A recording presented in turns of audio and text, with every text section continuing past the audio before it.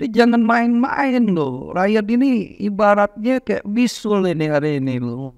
Ya, tinggal nunggu momen untuk pecah. Dan saya yakin kalau pemerintah memaksakan diri, civil disobedience akan terjadi. Yeah. Jadi pembangkangan sipil itu nggak bisa dihindari gitu loh. Ada berapa pendapat saya lihat itu Pak Jokowi ini akan dilengsarkan sebelum waktunya kalau ini dibiarkan. Makanya betul kata Pak Ade, jangan pakai libido kekuasaan, karena ada momentum ini. Karena Pak Prabowo pun sebetulnya secara politik dia ingin lepas daripada bayang-bayang Pak Jokowi. Jadi kalau ada gerakan, rezim ini kalau masih ngotot memaksakan diri, saya yakin Republik ini akan chaos. Ya, kita lihat bagaimana kemarin satu tewas sudah di Bandung, dan mungkin kita sama-sama nonton nih ya. Saya desas-desus mundurnya Erlangga ini kan diduga kuat juga atas kehendak Pak Jokowi, karena munculnya Bahlil ini sebagai perpanjangan tangan Pak Jokowi, ya kan? Orang berpikirnya seperti itu. Ada juga desas-desus bahwa beliau jadi ketua Dewan Pembina. Kita nggak tahu struktur Golkar ke depan seperti apa. Yang jelas Pak Jokowi butuh perahu, butuh instrumen politik, butuh partai politik yang kuat. Nah, kalau kita mundur ke belakang, ada statement dari Sekjen Hasto ya, yang menarik. Dalam beberapa hari terakhir ini, situasi politik Indonesia sedikit memanas atau bahkan sangat memanas. Aksi-aksi demo di kalangan mahasiswa hampir merata ke seluruh Indonesia. Fenomena apa yang terjadi sesungguhnya? Untuk itu kita bahas langsung dengan dua tokoh, baik dari kalangan pengamat politik dan dari dua kalangan politik. Dua pengamat kalangan politik ini ada Bung Haikal Al-Hafafah selaku Direktur Lembaga Studi Demokrasi Teras Indonesia. Selamat datang Bung Haikal. Selamat datang, terima kasih Bang Rahmat. Kemudian ada Bung Ade Indra Caniago, pengamat politik dan akademisi ya. Sekarang lagi kandidat doktor ilmu politik di Universitas Indonesia. Langsung saja kita ini Bung Ade. Ini dalam beberapa hari terakhir ini kan demo mahasiswa merata nih seluruh Indonesia nih juga. Fenomena apa sebenarnya yang terjadi? ya kalau kita melihat ini biasa aja gitu. Artinya gini loh, ketika terjadi pembangkangan yang dilakukan oleh pemerintah, dia mahasiswa juga berhak untuk melakukan perlawanan. Kenapa saya bilang pembangkangan? Kan udah jelas di konstitusi kita menyatakan apapun yang diputuskan oleh Mahkamah Konstitusi itu final and binding gitu. Final dan harus dilaksanakan segera kan itu. Tapi kan ujuk-ujuk hitungan jam loh, nggak sampai 1 kali 24 jam. Hasil judicial review dari Partai Buruh dan Partai Gelora itu seolah dimentahkan lewat balik gitu loh, dan balik secara otomatis menyetujui gitu loh. Kan aneh gitu. Ini mau ngapain gitu loh? Emang negara ini punya siapa, coba saya tanya. Sakit itu orang itu loh. Negara ini kan punya emak-emaknya. Dan beruntung sampai hari ini kan itu belum lihat, setelah sebelumnya didorong untuk paripurna kan, legitimasi dari alat kelengkapan Dewan Balik ini dilegitimasi lewat paripurna, tapi tidak quorum kan gitu. Ya apapun yang terjadi hari ini, saya pikir pemerintah ya jangan berpikir ini selesai gitu loh. Satu sudah tewas mahasiswa di Bandung, ya. Jadi jangan main-main loh. Rakyat ini ibaratnya kayak bisul ini hari ini loh. Ya, tinggal nunggu momen untuk pecah. Dan saya yakin kalau pemerintah memaksakan diri, civil disobedience akan terjadi. Jadi pembangkangan sipil itu nggak bisa dihindari gitu loh. Nah, udah muak, capek gitu loh. Ya, hanya gara-gara satu orang loh. Dari Sabang sampai Merauke, Miangas sampai Pulau Rote kita disuruh sibuk. Kan gila gitu kerjaan ini gitu loh. Ini kan keputusan Mahkamah Konstitusi kan keputusan hukum. Diubah dengan keputusan politik yang balik. Emang boleh? Ya, karena kan begini, bahwa sebetulnya kan kalau kita lihat, sebelum kita jawab itu dulu ya. Jadi yang pertama ini kan ada berapa fenomena. Kegalauan, kegelisahan masyarakat ini kan dimulai daripada putusan MK yang mengakomodir kepentingan Gibran itu, kalau kita lihat peristiwa-peristiwa politik sebelumnya. Dan yang kedua itu kan ada fenomena di mana aksi borong partai oleh partai pemenang istana yang kemudian mengharapkan kotak kosong. Ada peristiwa politik yang ketiga, ada calon independen yang mau maju sudah siap berkas tetapi kemudian tersandra karena waktu yang sedikit dan administrasi yang rumit gitu. Yang banyak calon independen gagal. Nah, putusan MK ini sebetulnya adalah semacam angin segar untuk menjawab bahwa demokrasi itu masih ada. Semacam hutang politik yang kemarin pernah dilakukan oleh MK. Jadi ada dosa MK yang kemudian dijawab oleh putusan MK yang 60-70 ini. Nah, kemudian kalau kita lihat yang secara lebih detail ya, bahwa dalam putusan MK ini kan sebetulnya ada dua, ada 60 dan 70. Nah, kalau dengan putusan 60 itu kan soal ambang batas. Jadi seluruh partai politik, baik parpol non-parlemen maupun yang masuk parlemen, itu bisa maju dengan berbagai persyaratan yang sudah dibangun. Nah, yang kedua ada putusan 70. Apa putusan 70? Putusan 70 ini adalah membatalkan putusan MK, membatalkan putusan MA yang di dalamnya ada kepentingan anak Jokowi, Kaisang untuk maju. Jadi ada dua partai, ada dua kepentingan, 60 kepentingan partai mayoritas yang ada di internal istana. Yang kedua ada putusan 70 itu kepentingan Pak Jokowi. Nah, dua kepentingan inilah yang kemudian berjalan secara bersamaan dalam momentum kita hari ini. Saya kira wajar kalau kemudian rakyat bergejolak karena memang luapan-luapan emosi itu sudah lama dihimpun ya. Jadi ada akumulasi kegelisahan yang kemudian juga Pak Jokowi sudah di ujung-ujung jabatan. Jadi wajar kalau kemudian. Nah, kemudian kenapa sampai ribut? Karena anggota DPR yang notabene adalah partai-partai besar pemenang istana ini itu kan sudah bagi lapak. Ini Sumsel ini warnanya merah, kuning, hijau contoh. Wilayah Sumatera, wilayah Kalimantan, wilayah Timur begitu. Nah, kemudian putusan MK ini kan merubah peta. Ini yang mengganggu situasi politik. Dan kedua, ada kalau kita lebih jeli lagi, ada peristiwa lain dalam itu apa? Perubahan politik pasca mundurnya Airlangga Hartarto. Artinya ada B1 KWK yang juga akan ditinjau ulang dengan ketua umum baru ini. Jadi dinamika politik ini berjalan secara bersamaan dalam tempo yang cukup singkat. Saya kira itu, Bung. Ini by design nggak, Adik? Ya pasti lah, mana ada politik nggak didesainnya? Siapa yang mendesainnya? Kalau ditanya siapa yang mendesainnya kan tergantung nih. Mau sama kita bicara membuat pola baju nih. Ya, pola ini kan sudah dibuat. Nah, yang motong ini, yang mengeksekusi atau yang aktor intelektualnya kan gitu. Dua-duanya. Ya, kalau ditanya apa aktor intelektualnya, jelas yang punya kepentingan hari ini kan presiden. Ya. Karena kan anaknya. Ya, yang menggunting tadi ya, yang mengeksekusi ya parlemen. Ya. Kan mereka yang mengesahkan itu gitu loh.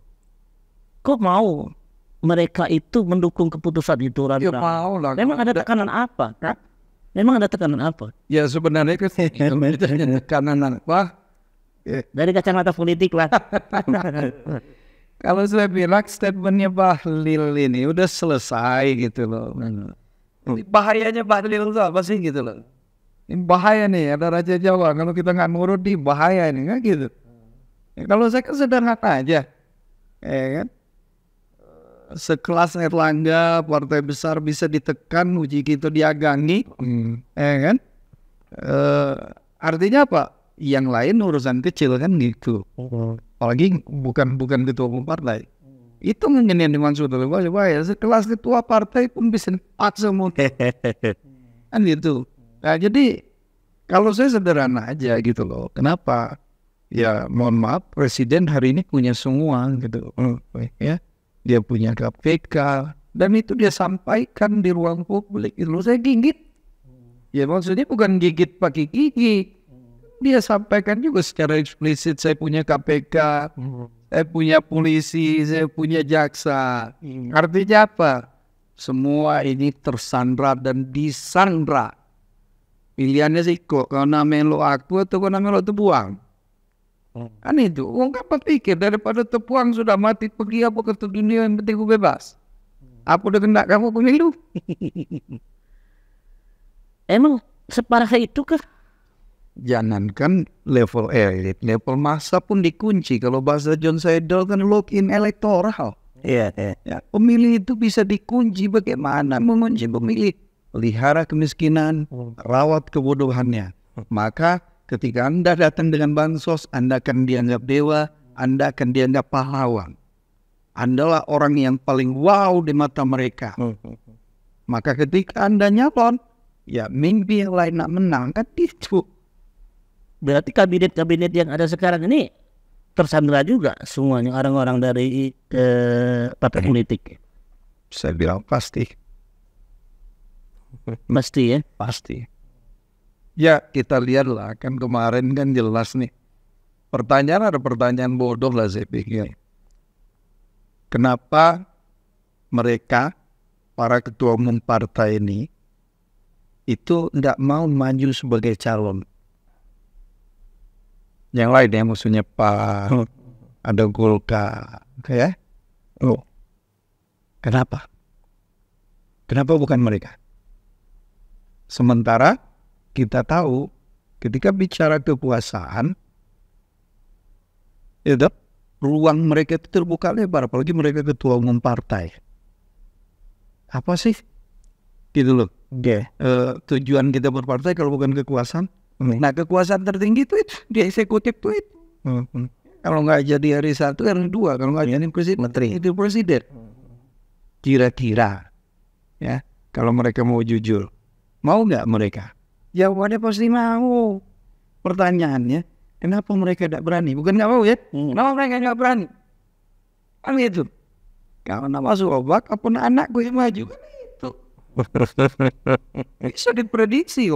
Aturan aja bisa bolak-balik kok. Sampaikan oleh Bung Aikal kan MK 60 itu kan itu. Iya. Dan itu akan diulangi gitu loh. Ini kan rusak republik ini. Hanya demi anak. Semua ratusan juta rakyat disuruh pusing mikirin. Gila nyariin kerja anak presiden gitu ini gitu loh. Motivasinya apa sih sampai kok balak sampai mengejar target itu? Ya jadi gini kan, hari ini kalau kita mau jujur kan sangat kuat, betul kata Bang Adi tadi, bahwa kepemimpinan ada beberapa pendapat dari penggiat demokrasi Jokowi itu kalau dia mau ngomong sebetulnya negara itu adalah saya adalah negara gitu. Jadi tidak mungkin kita bisa memisahkan antara negara dengan Jokowi. Tidak mungkin kita bisa memisahkan Indonesia dengan Jokowi ini sama aja ini, satu kesatuan.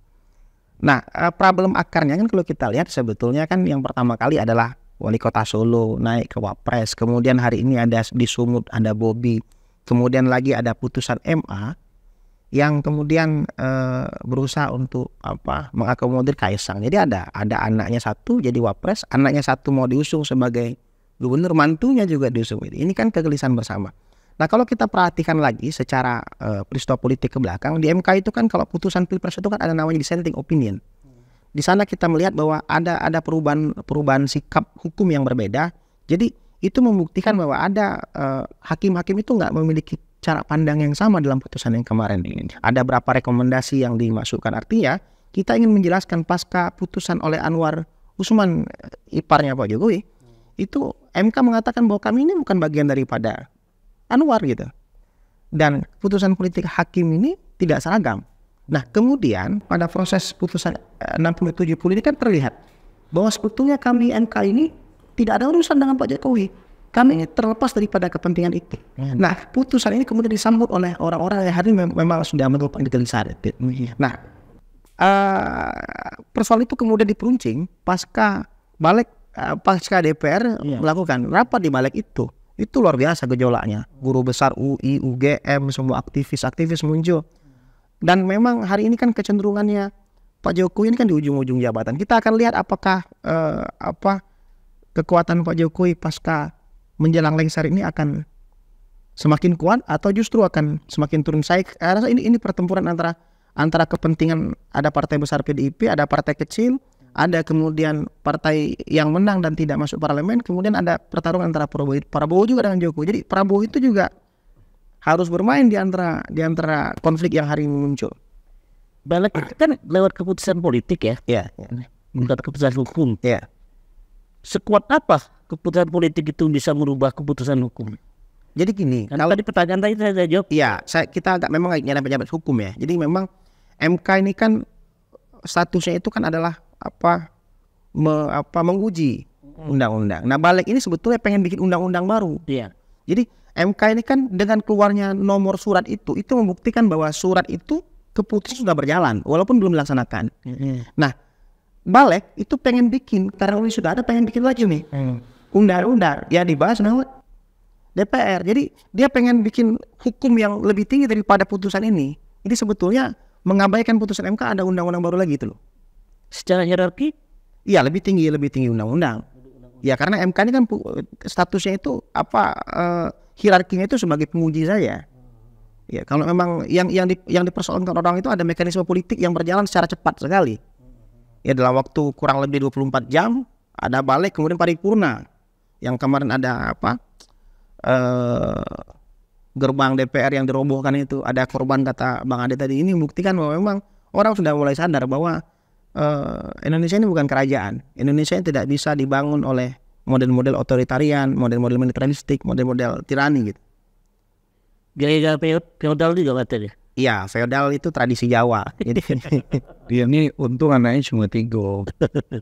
Kalau anaknya 34 semua mau dijadikan gubernur.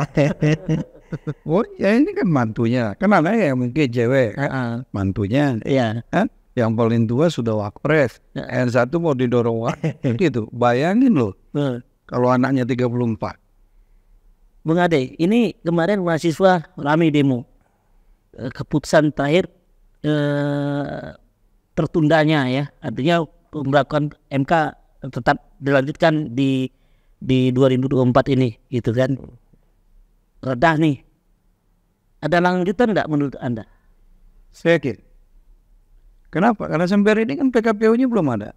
Prof. Jimli sudah bilang kalau sampai tanggal 27 tidak ada PKPU pengganti, artinya ya Kesang maju sebagai wakil gubernur. ya Dan kan sudah ramai juga, dia udah ngurus kelakuan baik.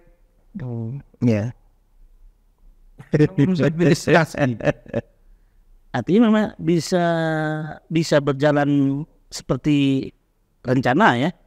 Ya rencana mereka. Iya. Itu rencana adik-adik mahasiswa kan kita belum tahu. Kalau parlemen itu dia kuasai, kemudian istana dikuasai, ya bukan tidak menutup kemungkinan apa yang terjadi di Bangladesh baru-baru ini juga akan di copy paste oleh adik-adik mahasiswa kan gitu. Tapi katanya ada adik mahasiswa nih dibandingkan 98 sedikit lebih cengeng gitu. Kemarin iya, ya. Tapi kemarin malam, Jumat malam dia tuh sampai dini hari loh aksi. Nanti nggak bener ya? Oh iya, kalau kemarin iya betul. Tapi kan tadi, ya seiring dengan perjalanan waktu, eskalasi tadi juga semakin menguat gitu, militansinya, kesadarannya muncul, gitu loh. Kok sekarang sadarnya mahasiswa itu ada apa sih? Ya kalau jawabannya kalau baru sekarang, lebih baik sekarang daripada nggak sama sekali kan gitu.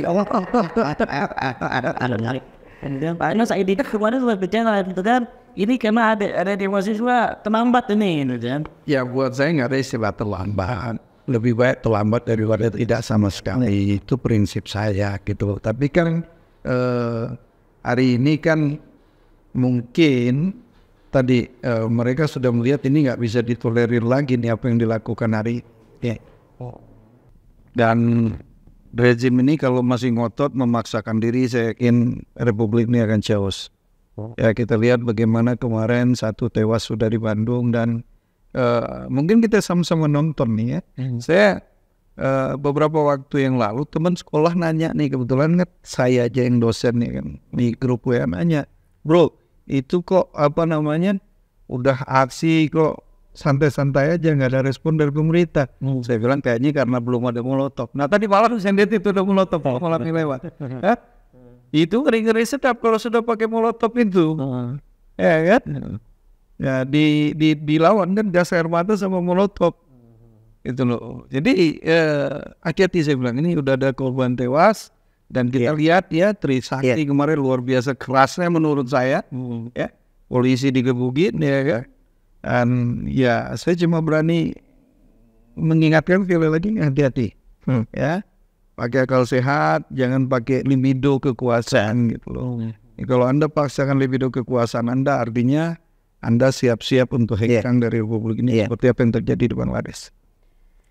Ini kepemimpinan presiden sekarang ini dinilai kepemimpinan agak lain gitu ya. Agak lain gitu ya. Kayak judul film lah. Agak lain itu menghibur.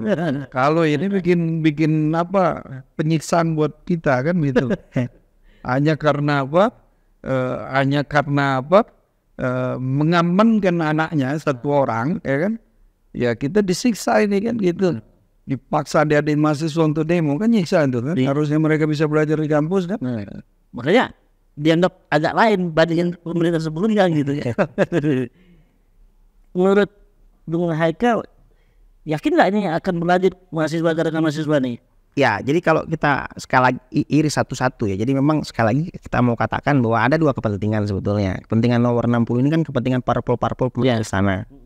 Ada, tahulah ya, menang pileg itu siapa-siapa yang masuk istana ini. Nah, kemudian putusan 70 ini kan kepentingan Pak Presiden. Dengan ingin memaksakan anaknya masuk dalam pertarungan pilkada, baik itu DKI maupun Jateng kan. Nah, ada kepentingan ketiga. Kepentingan ketiga ini rakyat yang gelisah, penggiat demokrasi, pressure group, mahasiswa, akademisi, guru besar, kelas menengah dan seterusnya itu ingin mengawal MK dengan sebaik-baiknya. Nah, kayaknya itu ada kecenderungan isu ini akan menggeser, bahwa ada berapa pendapat saya lihat itu Pak Jokowi ini akan dilengsarkan sebelum waktunya kalau ini dibiarkan. Makanya betul kata Pak Ade, jangan pakai libido kekuasaan, karena ada momentum ini. Karena Pak Prabowo pun sebetulnya secara politik dia ingin lepas daripada bayang-bayang Pak Jokowi. Jadi kalau ada gerakan dari nomor 3 ini, jadi kepentingan nomor 1 dan nomor 3 ini bisa bersatu untuk melumpuhkan. Lepas gimana? Bayang-bayang Enggak, jadi gini. Anaknya jadi wakil. Enggak, sebentar. Ini kan masih Oktober kan peralihan presiden. Artinya masih ada jeda 1 bulan lebih lah, kurang lebih. Kalau kekuatan rakyat didukung dengan kekuatan parlemen, ini membawa isu bersama, makzulkan Jokowi sebelum waktunya misalnya, ini akan bergulir. Dan kalau ini Pak Jokowi dimakzulkan, orang-orang yang di lembaga negara yang memiliki irisan kepentingan yang pernah diangkat oleh presiden itu nggak takut lagi. Ini kan seluruh parpol ini kan takut dengan beliau ini. Takut karena tersandra, takut ada instrumen hukum yang bermain dijadikan sebagai alat pukul ya. Nah, mereka pengen lepas daripada itu. Jadi kalau ada gerakan rakyat yang masuk, ini akan bertemu nih dengan momentum yang sama. Kebetulan nih ada. Jadi kalau ada, betul kata, kalau PKPU ini nggak dipaksakan, nggak masuk diakomodir, maka rakyat akan bergerak. Jadi momentum ini sebetulnya ini soal hitung-hitungnya, ini siapa, orang tinggal hitung nih, ini siapa, tinggal nyari titik temunya aja nih. Apakah nanti sama gayanya Pak Jokowi dengan Pak Prabowo nanti? Kan masih juga ada waktunya itu anaknya. Iya, justru itu kalau kita lihat kan wacana desas-desus mundurnya Erlangga ini kan diduga kuat juga atas kehendak Pak Jokowi, karena munculnya Bahlil ini sebagai perpanjangan tangan Pak Jokowi, ya kan? Orang berpikirnya seperti itu.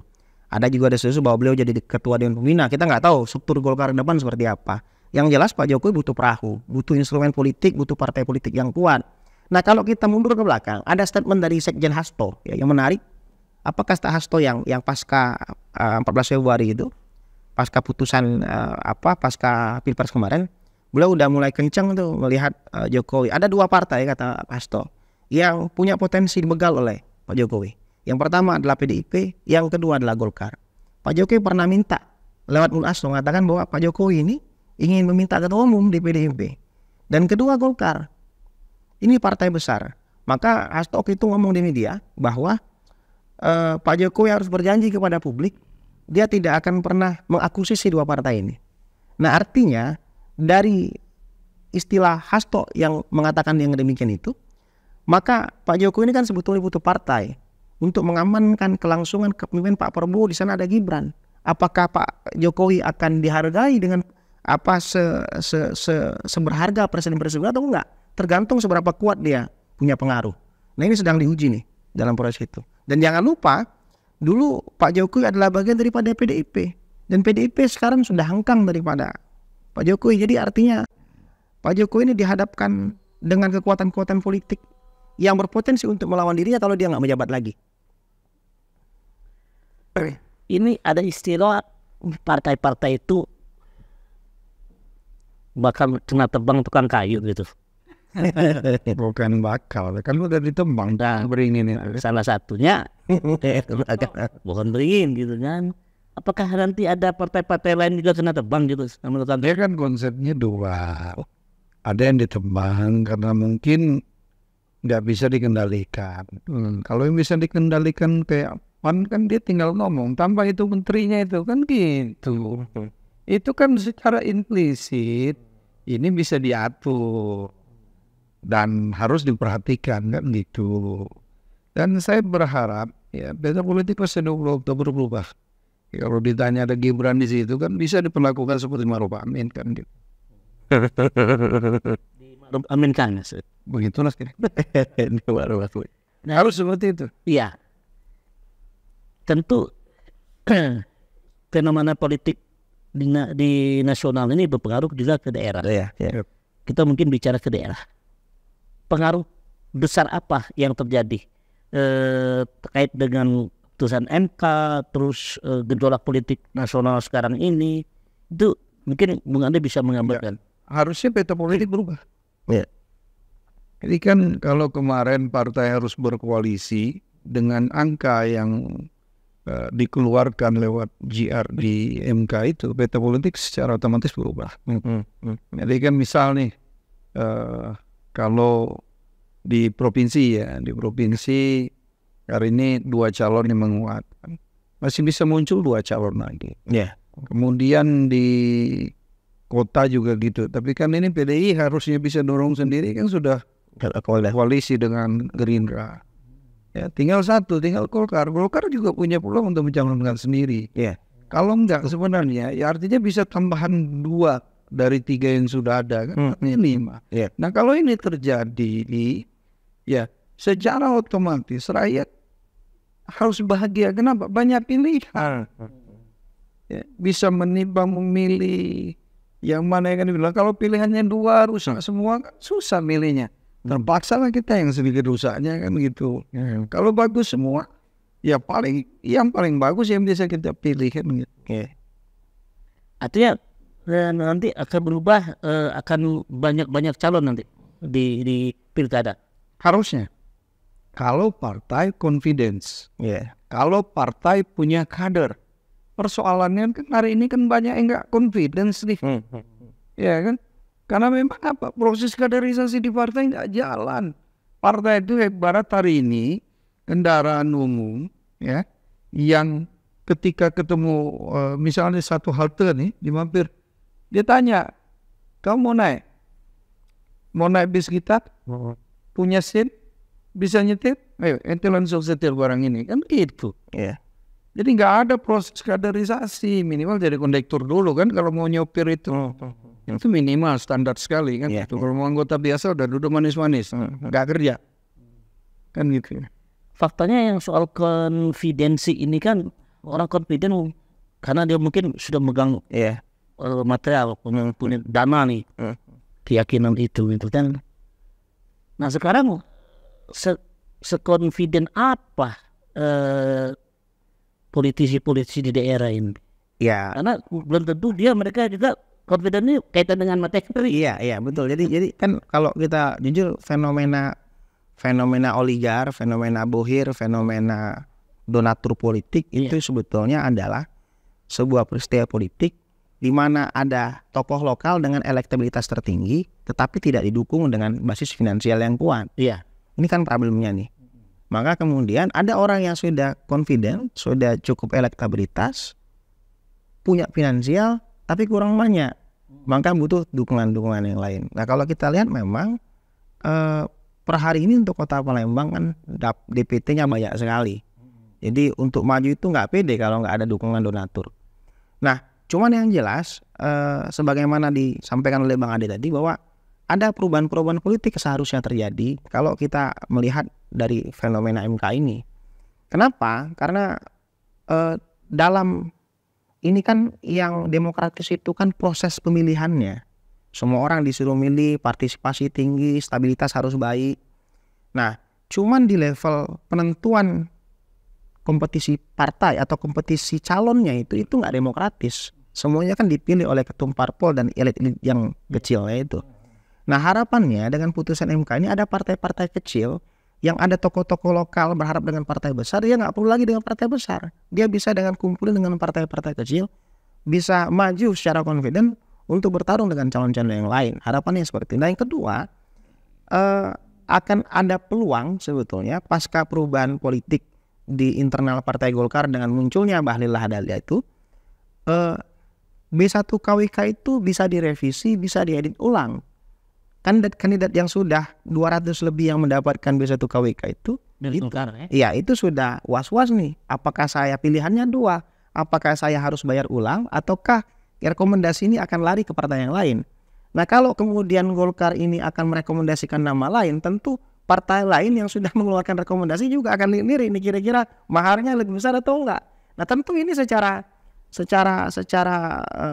umum akan merubah paling tidak peta di level ini. Artinya B1 KWK itu bukan jaminan bahwa partai itu sudah resmi mengusung. Iya. Bisa dicabut juga artinya.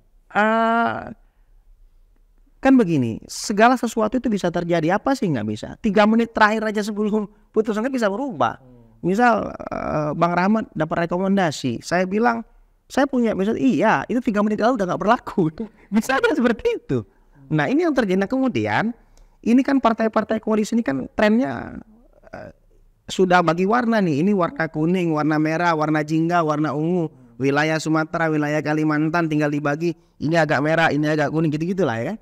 Nah putusan MK ini kan merubah semuanya. Artinya harus ada kocok ulang di bawah ini. Nah tentu dalam hal ini sebetulnya peluang-peluang ada sebetulnya yang jadi gini. Ini kan pemilu pilkada serentak ini kan betul-betul serentak betul tahun ini. Jadi artinya kita akan ketemu pilkada 5 tahun sekali. Ada upaya dari partai koalisi untuk menyeragamkan peta politik lewat koalisi pemenang pilpres. Jadi pilpresnya siapa orangnya, partainya apa, ke bawah juga sama harapannya seperti itu. Nah putusan MK ini ingin merubah itu sebetulnya. Ada peluang tidak seragam. Nah dalam demokrasi sebetulnya nggak boleh seragam. Karena keseragaman itu akan dekat dengan upaya-upaya kecenderungan ke arah tirani. Nah itu yang sebetulnya yang diharapkan oleh banyak orang. Tadi kota Palembang bisa berubah. Di Sumsel ini ada peluang OI, yang kota kosong ubah, yang peluang. Tapi dengan adanya, kalau ini sampai betul diakomodir lewat PKPU, maka semuanya bisa sangat mungkin. Seberapa besar keberanian orang-orang ini atau polisi-polisi yang kemarin keluar maju, totonya nggak maju nih? Ya sebenarnya kalau ditanya yang maju itu dikit atau banyak yang mau. Persoalannya selama ini selain persoalan tadi dibatasi oleh faktor koalisi yang berakibat pada high cost politik tentunya, karena sejumlah uang harus keluarkan sebagai mahar di awal. Nah sebenarnya ini bisa menurun minimal kecil, tapi kan tentu hanya orang-orang yang punya modal tetap yang bisa ikut di dalam kontestasi. Tetap dia akarnya oligarki. Iya. Jadi nggak bisa. Selagi masyarakat tidak kenyang dan masyarakat tidak melek politik, mereka jangan pernah berharap, ya. Apalagi akademisi kayak saya. Kau bisa ngomong, punya konsep dan sebagainya, mau maju. Lo siapa gitu loh. Nggak ada makan siang gratis bro. Gitu. Selesai kita ngomong apa. Toria konsep aja nggak cukup ya? Oh enggak juga. Konsep ada kok. Karena konsep masa dikalahkan ya. Dia Bung Ade, saya juga apakah nanti situasi-situasi ini kedepannya akan lebih baik nggak menurut pandangan Anda?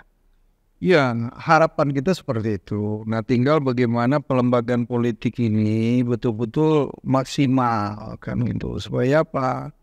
Ya minimal di internal partai kaderisasi itu jalan. Jadi dia nggak lagi dorong ngapain cari orang luar gitu loh. Iya. Itu banyak kok kader-kader yang mumpuni. Nah ini kan kita harapkan ke depan seperti itu. Jadi nggak ada lagi lah jualan kendaraan politik gitu loh. Ini yang kita harapkan ke depan. Nah itu butuh komitmen bersama gitu loh, seluruh stakeholder ya. seluruh elit politik pikirannya harus sama. Bahwa negara ini milik bersama, ayo kita kelola sama-sama. Bahwa Anda punya orang terbaik, ayo saya juga punya, kita adu gitu. Silakan gitu. Siapa yang dipilih mendapat kepercayaan, ya selesai pesta, ya sudah kita dorong ini, kita perkuat gitu loh. Anda belum beruntung kan gitu. Nah kita yang beruntung, ayo sama-sama. Yang ada kan ini enggak, kalah, dendam, memusuh, ini enggak sehat. Artinya apa? Kita siap menang tapi enggak siap kalah. Sebenarnya kalau saya bilang kita ini belum siap lah berdemokrasi. Kenapa saya sering ngomong, kenapa sih kita semakin jauh dari cita-cita para pendiri bangsa?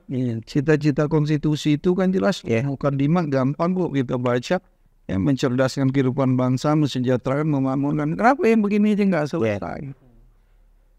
Kan gitu. Karena di kepala kita nggak seperti itu gitu loh isinya.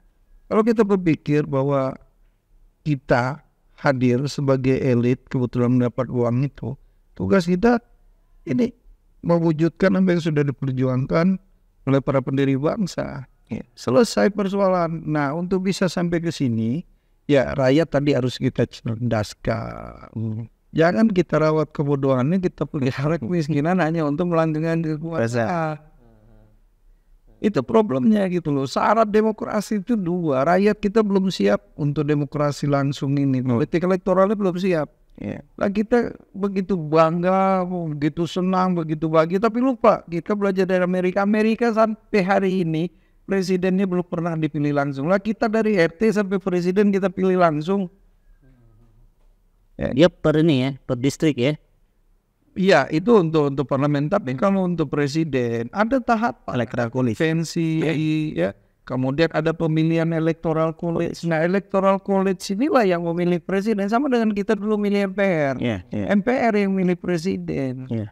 Dari siapa yang terpilih electoral college ini, kita bisa pastikan, oh dia dukungannya ke Partai Demokrat misalnya, atau ke Partai Republik.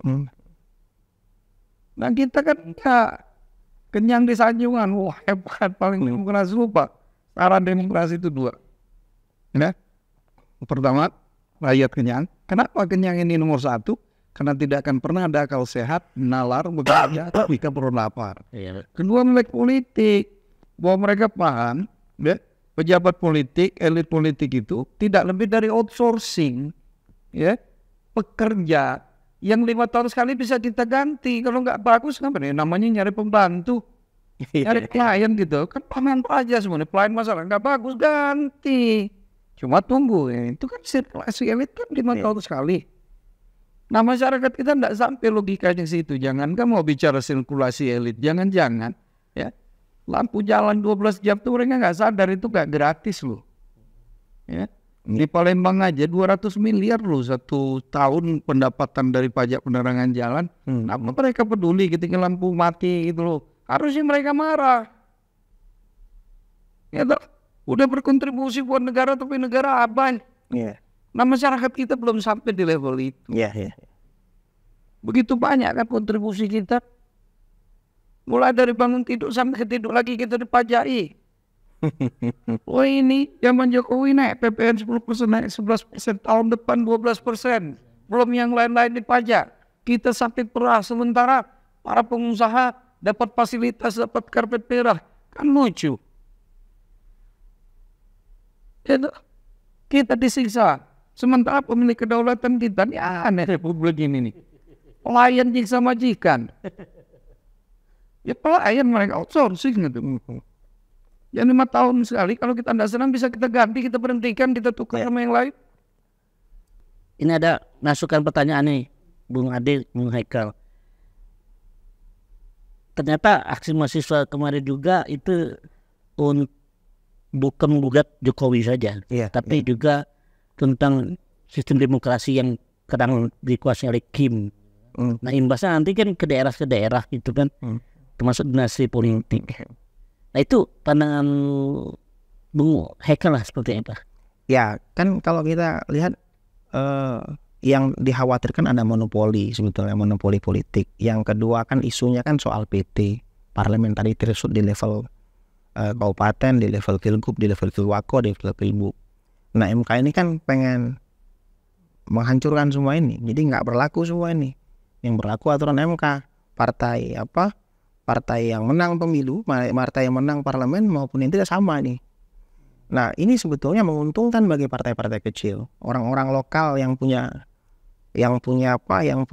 kapabilitas politik, yang punya kemampuan, yang punya gagasan, yang punya harapan itu bisa masuk lewat jalur-jalur ini. Nah mudah-mudahan ini berjalan. Nah yang kedua memang soal koalisi Kim ini kan menang karena beliau digandeng oleh Pak Jokowi. Jadi ada Pak Jokowi yang masuk ke situ. Jadi sebetulnya nggak benar juga kalau ini terpisah antara Jokowi dan Kim. Jadi Kim ini adalah representasi kekuatan Pak Jokowi pemenang Pilpres. Nah kalau ini berhasil, maka kalau ada isu sebetulnya apa dampaknya misalnya kalau Pak Jokowi mundur atau dimundurkan sebelum Oktober, maka orang-orang yang tersandra hukum oleh Pak Jokowi itu akan terlepas. Orang udah mulai nggak berani nih, nggak perlu takut dengan Pak Jokowi gitu. Nah kedua, orang udah mulai belajar berdemokrasi karena putusan MK ini akan membuktikan menjadi pelajaran penting bahwa tidak boleh ada kesemena-menaan, tidak boleh ada monopoli. Itu yang sebetulnya diharapkan. Yakin nggak Jokowi akan mundur sebelum Oktober? Kita lihat konstelasi ke depan, kita lihat karena arah isunya belum ke arah situ. Nah kemudian Tapi dari keyakinan Bung Haikal gitu? agak berat sebetulnya, kecuali kalau gimana? Terus saya yakin. Lah iya kan kemarin juga 98 kan gitu, satu tewas di Trisakti, ya. Kemudian di Atmajaya, di Lampung tewas, di Palembang tewas, akhirnya membuncah dia. Nggak mungkin dalam politik. Jadi jangan dilawan rakyat. Kalau rakyat sudah marah, ya ini kan belum lama nih Bang Landes. Iya. Putih tapaknya lari ya kan. Jadi yakin ya Oktober bakal mundur ya? Saya yakin kalau ini tetap dipaksakan. Kan gitu. Paksakan lah. Kita tes kan gitu. Ya kalau saya itu aja. Karena kan ini sejarah nih. Ya. Bukan duga-duga atau apa. Sejarah kan selalu berulang. Ya. Mulai kan dari Trisakti itu. Ya. Lang Mulyana ya kan? Dan kawan-kawan kemudian di Semanggi 1, Semanggi 2, di Lampung, di Palembang, Mayor Radiansa, saya ada di sana gitu loh. Tadi ada pertanyaan juga soal imbas keputusan MK juga tadi. Akan ada perubahan situasi politik ini. Mungkin dari Bung Ade.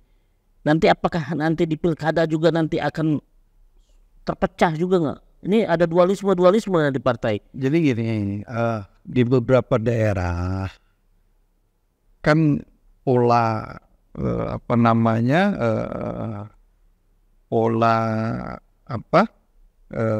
koalisi yang dibangun itu tidak selalu inherent dengan apa yang terjadi di nasional. Ya buktinya nggak usah jauh-jauh lah. Di kota Palembang ini bisa kawin PDI sama Gerindra. Ini kan di daerah-daerah strategis saja terjadi, seperti kan ini Banten, ya kan. Ini kan awalnya kan itu Banten sama DKI, ya kan. Jadi ada Jawa Tengah juga yang coba dikondisikan seperti itu, gitu loh. Artinya di bawah ini cukup lentur lah ya kan. Tergantung kepentingannya seperti apa gitu. Karena tadi mereka kan orientasinya kekuasaan. Kalau bicara kekuasaan kan yang mana yang paling menguntungkan buat mereka untuk mendapatkan ruang untuk berkuasa. Itu. Jadi sangat cair kalau saya pikir, apalagi kalau kita bicara sampai ke daerah. Tidak terlalu berpengaruh juga ya? Ada pengaruhnya, cuma mungkin tidak besar. Itu jadi alat aja komunikasi kan, memudahkan komunikasi. Di pusat kita koalisi, mana kita tidak sini koalisi, itu kan jadi alat aja untuk mempermudah komunikasi politik gitu loh. Dan pendekatannya kan bisa langsung pendekatan elit kan gitu. Beda kalau misalnya kasusnya kan misalnya sudah terima mahar dan sebagainya, yang nggak nyenyak tidur itu kan ya sudah selesai urusan mahar politik, dirubah sama si Bahlil. Nah ini yang buat orang rusuh kan itu. Itu saya pikir gitu. Jadi sangat lentur lah ya kalau di level daerah. Mungkin masuk closing statement lah dari Bung Haikal gimana? Ya, banyak orang melihat bahwa memang proses politik ini kan hanya dalam prosesi pemilihan saja. Ribut-ribut memilih, tahapan pemilu sampai dengan kotak suara. Orang lupa bahwa proses demokrasi itu berjalan setelah itu. Jadi proses kita itu sebetulnya startnya itu adalah mulai ketika KPU memutuskan, MK memutuskan, sampai ada pelantikan. Nah setelah itulah proses demokrasi berjalan. Nah persoalannya kita nggak ngawal itu pemerintahan. Nah perlu diingat bahwa dalam demokrasi, sebagaimana tadi Bang Andi juga katakan bahwa dalam demokrasi pemerintah itu adalah orang yang diperintah. Jadi nama lain orang yang pemerintah itu adalah orang yang diperintah. Jadi sebetulnya proses pilkada ini adalah kita sedang mencari siapa yang akan kita perintah. Karena dia adalah orang yang kita perintah, perlu kita kawal. Sehingga perwujudan demokrasi yang ideal yang diharapkan untuk rakyat oleh rakyat untuk rakyat itu, jadi ini bisa terjadi, kemudian kesejahteraan yang dicita-citakan itu semakin hari akan semakin baik.